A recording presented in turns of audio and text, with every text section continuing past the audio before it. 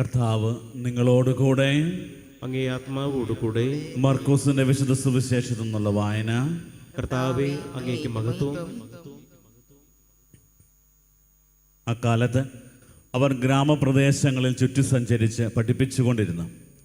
അവൻ തൻ്റെ 12 പേരെ അടുത്ത് വിളിച്ച് 2 പേരെ വീതം അയക്കാൻ തുടങ്ങി. അശുദ്ധാത്മാക്കളുടെ മേൽ അവർക്ക് അധികാരവും കൊടുത്തു. അവൻ കൽപ്പിച്ചു, യാത്രയ്ക്ക് വടിയല്ലാതെ മറ്റൊന്നും, അപ്പമോ സഞ്ചിയോ അരപ്പട്ടയിൽ പണമോ കരുതരുത്. ചെരുപ്പ് ധരിക്കാം, 2 ഉടുപ്പുകൾ ധരിക്കരുത്. അവൻ തുടർന്നു, നിങ്ങൾ ഏതെങ്കിലും സ്ഥലത്ത് ഒരു വീട്ടിൽ പ്രവേശിച്ചാൽ അവിടം വിട്ടു പോകുന്നതുവരെ ആ വീട്ടിൽ താമസിക്കുവിൻ. എവിടെയെങ്കിലും ജനങ്ങൾ നിങ്ങളെ സ്വീകരിക്കാതെയോ നിങ്ങളുടെ വാക്കുകൾ ശ്രവിക്കാതെയോ ചെയ്താൽ അവിടെ നിന്ന് പുറപ്പെടുമ്പോൾ അവർക്ക് സാക്ഷ്യത്തിനായി നിങ്ങളുടെ കാലിലെ പൊടി തട്ടിക്കളയുവിൻ. ശിഷ്യന്മാർ പുറപ്പെട്ട ജനങ്ങളോട് അനുതപിക്കണമെന്ന് പ്രസംഗിച്ചു. അനേകം പിശാചുക്കളെ പുറത്താക്കി അനേകം രോഗികളെ തൈലം പൂശി സുഖപ്പെടുത്തി. കർത്താവിൻ്റെ സുവിശേഷം. ക്രിസ്തുവേ, അങ്ങേക്ക് സ്തുതി.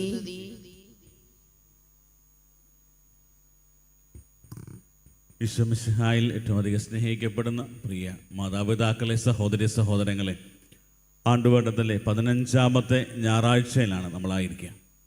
ഇന്ന് സഭാമാതാവ് തരുന്ന വചനവിചിന്തനത്തിനായി നമുക്ക് തരുന്നത് മർക്കോസിൻ്റെ സുവിശേഷം 6-ാം അധ്യായമാണ്. നമ്മൾ വായിച്ചു കേട്ട വചനഭാഗങ്ങളിലെല്ലാം തന്നെ ദൈവം തൻ്റെ ദൗത്യം തുടരുന്നതിന് വേണ്ടി പ്രത്യേകമായ വിധം ആളുകളെ തിരഞ്ഞെടുക്കുകയും അവർക്ക് അധികാരം നൽകി അയക്കുകയും ചെയ്യുന്നതാണ്. ഒന്നാമത്തെ വായനയിൽ ആമോസ് പ്രവാചകൻ്റെ ജീവിതത്തിലേക്ക് നോക്കുകയാണെങ്കിൽ സിക്കമൂർ മരത്തിൻ്റെ ഇല വെട്ടിക്കൊണ്ട് അല്ലെങ്കിൽ ആ മരം ഒരുക്കുകയും അതുപോലെ തന്നെ ആടുകളെ മേയിച്ച് നടന്നിരുന്ന ആ ഒരു വ്യക്തിയാണ് ആമോസ് പ്രവാചകൻ. ആമോസ് പ്രവാചകൻ പ്രവചനങ്ങളുമായിട്ട് ഇസ്രായേലിലേക്ക് വന്നപ്പോൾ അവിടെ ഉണ്ടായിരുന്ന പ്രധാന വ്യക്തികളും രാജാക്കന്മാരും എല്ലാം പറഞ്ഞത്, നീ ഈ നാട് വിട്ടു പോകണം, ഈ നാട് വിട്ടു പോകണം, കാരണം ഇവിടെ നിൻ്റെ പ്രവചനത്തിൻ്റെ ഒരു ആവശ്യമൊന്നുമില്ല, ഇവിടെ ഞങ്ങൾ കാര്യങ്ങൾ നടത്തിക്കോളാം എന്നുള്ള ഒരു വലിയ മനോഭാവത്തോടുകൂടെ ആ ദീർഘദർശി അവിടുന്ന് ഓടിക്കാനായിട്ട് പരിശ്രമിക്കുകയാണ്. അപ്പോൾ അദ്ദേഹം പറയുന്നത്, ഞാൻ സാധാരണക്കാരനായ ഒരു ആട്ടിടയനാണ്, ഞാൻ സിക്കമോർ മരത്തിൻ്റെ ഇല വെട്ടിക്കൊണ്ട് അല്ലെങ്കിൽ മരമൊരുക്കിക്കൊണ്ടിരുന്ന സമയമാണ്. അവിടെയാണ് കർത്താവായ ദൈവം എന്നോട് അരുളി ചെയ്തു, ഇസ്രായേലിൽ പോയി നീ പ്രവചിക്കുക. അതുകൊണ്ട് നിങ്ങൾ ഈ വിരട്ടലുകളൊന്നും എൻ്റെ അടുത്ത് വേണ്ട. അത്രമാത്രം ശക്തമായിട്ട് ദൈവത്തിൻ്റെ ആ ഒരു വലിയ ദൗത്യം ഏറ്റെടുത്ത് ദൈവം ആഗ്രഹിക്കുന്ന അല്ലെങ്കിൽ പറയാനായിട്ട് ആഗ്രഹിച്ച കാര്യങ്ങൾ ഇസ്രായേലിൽ ചെന്ന് ധൈര്യപൂർവ്വം പറയാനായിട്ട് ആമോസ് പ്രവാചകന് സാധിച്ചു. പ്രിയപ്പെട്ടവരെ, നമുക്കറിയാം ഈ ഒരു വലിയ ദൗത്യം ഈ ഒരു പ്രവാചകന്മാർ ഏറ്റെടുക്കുമ്പോൾ ദൈവത്തിൻ്റെ സ്വരമായിട്ടാണ് അവർ മാറുക. അവരുടെ സ്വാർത്ഥ താല്പര്യങ്ങൾ അവർ മാറ്റിവെച്ചിട്ട് ദൈവം എന്താണോ പറയാൻ ആഗ്രഹിക്കുന്നത് അത് പറയാനായിട്ട് അവർ തീരുമാനമെടുക്കുകയാണ്. അതാണ് അവരെ മറ്റു വ്യക്തികളിൽ നിന്ന് വിശിഷ്ടരാക്കുന്നത്. ഇസ്രായേലിലെ ഈ പ്രവാചകന്മാരുടെ ആ ഒരു ജീവിത കഥകളൊക്കെ നമ്മൾ വായിച്ചു കഴിഞ്ഞാൽ നമുക്ക് മനസ്സിലാകും, അവർ ജനങ്ങളെ സുഖിപ്പിക്കുന്ന രീതിയിലുള്ള കാര്യങ്ങൾ അറിയിക്കാൻ വേണ്ടിയായിരുന്നില്ല അവരൊരു വലിയ ദൗത്യമായിട്ട് ഇസ്രായേലിലേക്ക് വരിക. അവർ ഈ ഒരു വലിയ ദൗത്യം അവർ ഏറ്റെടുത്ത് കർത്താവായ ദൈവം അരുളി ചെയ്യുന്നു എന്ന് പറഞ്ഞുകൊണ്ടാണ്. അതായത് എനിക്ക് പറയണമെന്ന് തോന്നുന്ന കാര്യങ്ങൾ പറയാൻ വേണ്ടിയല്ല, ദൈവത്തിൻ്റെ ഒരു ശബ്ദമായിട്ടായിരുന്നു പ്രവാചകൻ മാറിയത്. പ്രവാചകന്മാർ പ്രവചനങ്ങൾ പറയുന്ന സമയത്ത് അത് ഹൃദയത്തിലേക്ക് ഏറ്റെടുത്ത് അവർ മാനസാന്തരപ്പെടുകയും അനുതാപത്തിലേക്ക് വരികയും വീണ്ടും ദൈവത്തിലേക്ക് തിരിയുകയൊക്കെ ചെയ്തു. നിനിവേയ്ക്ക് ഈ ഒരു വലിയ സന്ദേശം പ്രവചനങ്ങൾ നൽകി കഴിയുമ്പോൾ, യോനാ പ്രവാചകൻ നൽകുമ്പോൾ ജനം ചാക്കൂടത്ത് ചാരം പൂശി മാനസാന്തരപ്പെട്ട് ദൈവത്തിലേക്ക് തിരിഞ്ഞു എന്നാണ് പറയും. പ്രിയപ്പെട്ടവരെ, അപ്രകാരം ദൈവം ഒരു ദൗത്യം ഏൽപ്പിക്കുവാനായിട്ട് തീരുമാനിക്കുകയും അതിനുവേണ്ടി പ്രത്യേകം തിരഞ്ഞെടുക്കുകയും ചെയ്യുമ്പോൾ അതിനു വേണ്ട എല്ലാ കൃപകളും ശക്തിയും ബലവും ദൈവം നൽകും. അത് നമ്മൾ പഴയ നിയമത്തിൽ കാണുന്ന.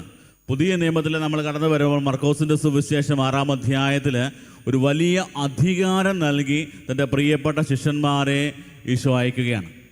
മർക്കോസിൻ്റെ സുവിശേഷം 3, 4, 5 അധ്യായങ്ങൾ നമ്മൾ വായിച്ചു കഴിഞ്ഞാൽ ദൈവരാജ്യത്തിൻ്റെ ഒത്തിരിയേറെ അത്ഭുതങ്ങൾ അവിടെ നടക്കുന്നത് കാണുന്നുണ്ട്. ഈശോയുടെ കൂടെ നടക്കുന്ന ഈ അപ്പസ്തോലന്മാർ, ശിഷ്യന്മാർ ഈ അത്ഭുതങ്ങളെല്ലാം കണ്ടാണ് അവർ ബലപ്പെട്ടുകൊണ്ടിരിക്കുന്നത്. ഈശോ വരാൻ പറഞ്ഞു, ഈശോയുടെ കൂടെ കൂടി എങ്ങനെയാകും, എന്താകും അവരുടെ ജീവിതം എന്നൊന്നും അവർക്ക് പിന്നീട് ആലോചിച്ചില്ല. പക്ഷേ ഈശോയുടെ കൂടെ നടക്കുന്ന ഓരോ സമയത്തും അവരാ തിരിച്ചറിയുന്നൊരു കാര്യം, ഞങ്ങളുടെ കൂടെ നടക്കുന്ന അവൻ ക്രിസ്തു തന്നെയാണ്, അവൻ സാധാരണക്കാരനല്ല എന്നുള്ളൊരു വലിയ ഒരു ബോധ്യം ശിഷ്യന്മാർക്കുണ്ടായിരുന്നു. 3-4 അധ്യായത്തിലൊക്കെ ഇത്രമാത്രം അത്ഭുതങ്ങൾ കണ്ടു കഴിഞ്ഞപ്പോൾ ഈശോ 6-ാമത്തെ അധ്യായത്തിൽ അവരോട് പറയുകയാണ്, now it is your turn, ഇന്ന് നിങ്ങളുടെ സമയമാണ്, നിങ്ങൾക്ക് വലിയ അധികാരം നൽകിയിട്ട് നിങ്ങൾ പോവുകയാണ്. അതായത് നിങ്ങൾ 2 പേരായിട്ട് അവരെ അയക്കുകയാണ്. എന്തുകൊണ്ടും 2 പേരായിട്ട് അയക്കുന്നത് എന്ന് നമ്മൾ ചിലപ്പോൾ ചിന്തിച്ച് നോക്കാം. ഇപ്പോൾ ഒരാളെ വിടുകയാണെങ്കിൽ കൂടുതൽ ദേശം അല്ലെങ്കിൽ കൂടുതൽ ഗ്രാമങ്ങൾ കവർ ചെയ്യാൻ പറ്റും, അല്ലെങ്കിൽ കുറച്ചും കൂടെ എഫക്റ്റീവായിട്ടൊക്കെ പോകാൻ പറ്റുമെന്നൊക്കെ നമ്മൾ വിചാരിക്കും. സഭാപ്രസംഗൻ്റെ പുസ്തകം 4-ാം അധ്യായത്തിൽ പറയുന്നുണ്ട്, 1-നേക്കാൾ മെച്ചം 2ആണ്. അങ്ങനെ ഒരു ദൗത്യമായിട്ട് പോകുമ്പോൾ ഒരാൾ വീണു പോയാലും മറ്റേയാൾ താങ്ങാൻ കാണും. അപ്രകാരം 2 പേരായിട്ട് ഈശോ അവരെ ഗ്രാമങ്ങളിലേക്ക് അയക്കുക. എന്തിനു വേണ്ടിയാണ്? അശുദ്ധാത്മാക്കളെ ബഹിഷ്കരിക്കുവാനും അതുപോലെ തന്നെ ജനങ്ങളെ സുവിശേഷം പറഞ്ഞ് മനസ്സിലാക്കി അവരെ അനുതാപത്തിലൂടെ ദൈവത്തിലേക്ക് അടുപ്പിക്കാൻ. പ്രിയപ്പെട്ടവരെ, നമുക്കറിയാം ദൈവം മനുഷ്യവംശത്തോട് ഇത്രമാത്രം കരുണ കാണിക്കുന്നത് എന്തുകൊണ്ടാണെന്ന് വെച്ചാൽ ഇത്രമാത്രം സ്നേഹമുണ്ട്. ദൈവം കരുണ കാണിക്കാനുള്ള പ്രധാന ലക്ഷ്യം വചനം പഠിപ്പിക്കുന്നത് അത് മനുഷ്യരെ അനുതാപത്തിലേക്ക് നയിക്കാനാണ്. യഥാർത്ഥ അനുതാപം ഉണ്ടാകുമ്പോൾ നമുക്ക് മനസ്സിലാകുന്നൊരു കാര്യമാണ്, എൻ്റെ അയോഗ്യതകൾ എന്താണ് എനിക്ക് തിരിച്ചറിയാൻ പറ്റും. വീണ്ടും ഏറ്റവും ശക്തിയോടെ താഴ്മയോടെ ദൈവത്തിൽ ആശ്രയിക്കാൻ പറ്റും. വലിയൊരു ദൗത്യമായി ശിഷ്യന്മാരെ ഈശോ അയക്കുമ്പോൾ ഈശോ അവരോട് പറയുന്നത്, അവരുടെ ജീവിതത്തിലേക്ക് എല്ലാ രീതിയിലുള്ള സഹനങ്ങളും ബുദ്ധിമുട്ടുകളും പ്രയാസങ്ങളും അതുപോലെ തന്നെ പ്രതിസന്ധികളൊക്കെ ഉണ്ടാകാൻ സാധ്യതയുണ്ട്. ഗൃഹനാഥനോട് ഇങ്ങനെ ചെയ്തെങ്കിൽ കുടുംബക്കാരോടും അങ്ങനെയൊക്കെ ചെയ്യുമെന്നുള്ള കാര്യം മത്തായിയുടെ സുവിശേഷത്തിൽ ഈശോ പറഞ്ഞ് പഠിപ്പിക്കുന്നുണ്ട് ശിഷ്യന്മാരെ. അതായത് ഈശോയുടെ ഇങ്ങനെയൊക്കെ ചെയ്തിട്ടുണ്ടെങ്കിൽ ഈശോയുടെ അനുയായികളായ ബാക്കിയുള്ളവരോടെല്ലാവരും ഇതിനപ്പുറത്തെ കാര്യങ്ങൾ ചെയ്യും. പക്ഷേ നിങ്ങൾ തളരാൻ പാടില്ല. ഈശോ തരുന്ന ഏറ്റവും വലിയ ഒരു ഉറപ്പ് എന്ന് പറയുന്നത്, ഞാൻ നിങ്ങളുടെ കൂടെ ഉണ്ടാകും, നീ ഭയപ്പെടേണ്ട കാര്യമില്ല, നിനക്ക് വേണ്ടിയുള്ള ശക്തി ഞാൻ തരുന്നതായിരിക്കും, പരിശുദ്ധാത്മാവിനെ നൽകും എന്നുള്ള വലിയ ഒരു വാഗ്ദാനം ഉറപ്പും കർത്താവ് നമുക്ക് തരുന്നുണ്ട്. അല്ലാതെ നമുക്ക് സുഖജീവിതം തരും, അല്ലെങ്കിൽ നമ്മുടെ ജീവിതങ്ങൾ വളരെ സുവിശേഷ പ്രസംഗം അല്ലെങ്കിൽ സുവിശേഷ ജീവിതം അത് അത്ര എളുപ്പമുള്ള കാര്യമാണ് എന്നല്ല കർത്താവ് പറയുന്നത്. അവിടെയൊക്കെ പ്രതിസന്ധികളിലൂടെ കടന്നു പോകുമ്പോൾ നിന്നെ ബലപ്പെടുത്തുന്ന കർത്താവ് നിൻ്റെ കൂടെയുണ്ട്. പ്രിയപ്പെട്ടവരെ, ഓരോ ക്രിസ്ത്യാനിക്കും കിട്ടേണ്ട ഏറ്റവും വലിയ ഒരു ബലം എന്ന് പറയുന്നത് ക്രിസ്തുവിനെ സ്വന്തമാക്കുക എന്നുള്ളതാണ്. ക്രിസ്തു സ്വന്തമായിട്ടുള്ളവൻ ഒരു വലിയ ശക്തിയാണ്. ഒരു ശക്തിക്കും തോൽപ്പിക്കാൻ പറ്റാത്ത ഒരു വലിയ ശക്തി.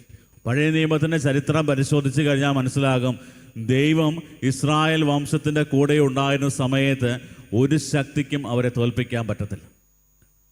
ചെറിയൊരു അംഗസംഖ്യ കൊണ്ട് യുദ്ധത്തിനൊക്കെ പോയിട്ടും വിജയിച്ചു വന്ന ചരിത്രമാണ്. അതായത് ദൈവം അവരുടെ കൂടെ ഉണ്ടായിരുന്നപ്പോൾ അവർ ശക്തരായിരുന്നു. പ്രിയപ്പെട്ടവരെ, ഇന്ന് നമ്മൾ ഓരോരുത്തരും ദൈവത്തിൻ്റെ ഏറ്റവും അടുത്ത സുഹൃത്തുക്കളും ബന്ധുക്കളും അതുപോലെ തന്നെ നമ്മുടെ സ്വന്തമാണെന്നൊക്കെ പറഞ്ഞ് നമ്മൾ അഭിമാനിക്കുകയും ക്രിസ്ത്യാനികളാണ് എന്ന് പറയുകയും ക്രിസ്തു ജീവിച്ചിരുന്ന ആ ഒരു ജീവിതശൈലിയും ക്രിസ്തുവിൻ്റെ മനോഭാവവും ഒക്കെ നമ്മുടെ ജീവിതത്തിലേക്ക് നമ്മൾ സംശീകരിച്ചിട്ടില്ലെങ്കിൽ പലപ്പോഴും അതൊരു വലിയ അപകടത്തിലേക്ക് നമ്മളെ നയിക്കും. ക്രിസ്ത്യാനി എന്ന വാക്കിൻ്റെ അർത്ഥം മനസ്സിലാക്കി ഒരു യഥാർത്ഥ ദൈവരാജ്യ പ്രഘോഷകനായിട്ട് നമ്മൾ ഓരോ ക്രിസ്ത്യാനിയും മാറണം എന്നുള്ളതാണ് വചനം നമ്മളെ പഠിപ്പിക്കുന്ന പ്രധാനപ്പെട്ട കാര്യം. പ്രിയപ്പെട്ടവരെ, ഇന്ന് ഈ ഒരു വചനഭാഗം ധ്യാനിച്ച് നമ്മൾ പ്രാർത്ഥിക്കുന്ന സമയമാണ്. നമ്മുടെയൊക്കെ ജീവിതങ്ങളിലേക്ക് നോക്കാം. നമ്മളെയൊക്കെ ദൈവം ഈ ഒരു വലിയ ദൗത്യം നൽകിയാണ് ഈ ലോകത്തിലേക്ക് അയച്ചത്. കഴിഞ്ഞ ദിവസം ഒരാളോട് സംസാരിച്ചപ്പോൾ അവരുടെ ജീവിതത്തിലെ പ്രശ്നങ്ങളെല്ലാം പറഞ്ഞിട്ട് പറഞ്ഞു, അച്ഛാ ഞാൻ എന്തിനാ അച്ഛാ ഞാൻ ഇനി ജീവിക്കുന്നത്, എനിക്ക് ഇനി ജീവിക്കണം, ഇത്രമാത്രം പ്രശ്നങ്ങൾ, ഞാൻ എന്തുമാത്രം നല്ല കാര്യങ്ങൾ ചെയ്തോ അതിനേക്കാളും കൂടുതൽ തിന്മയായിട്ട് എൻ്റെ ജീവിതത്തിലേക്ക് ഒത്തിരി കാര്യങ്ങൾ ചെയ്ത് കിട്ടുന്നുണ്ട്, അതുകൊണ്ട് ഞാൻ മടുത്തു, അതുകൊണ്ട് എനിക്ക് ഇനിയും ജീവിക്കണമെന്നില്ല, ഇതിലും ഭേദം ജീവിക്കുന്നതിനേക്കാൾ നല്ലത് ആത്മഹത്യ ചെയ്യുന്നതാണ്.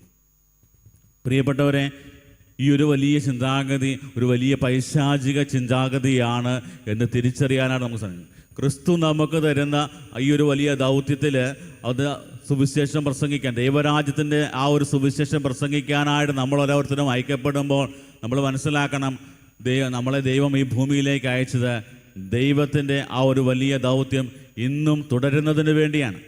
ക്രിസ്തുവിൻ്റെ സുവിശേഷം ലോകമുള്ളിടത്തോളം കാലം പ്രസംഗിക്കപ്പെടണം. ദൈവം മനുഷ്യവംശത്തെ ഉപേക്ഷിച്ചിട്ടില്ല. ദൈവം ഇപ്പോഴും കൂടെയുണ്ട്.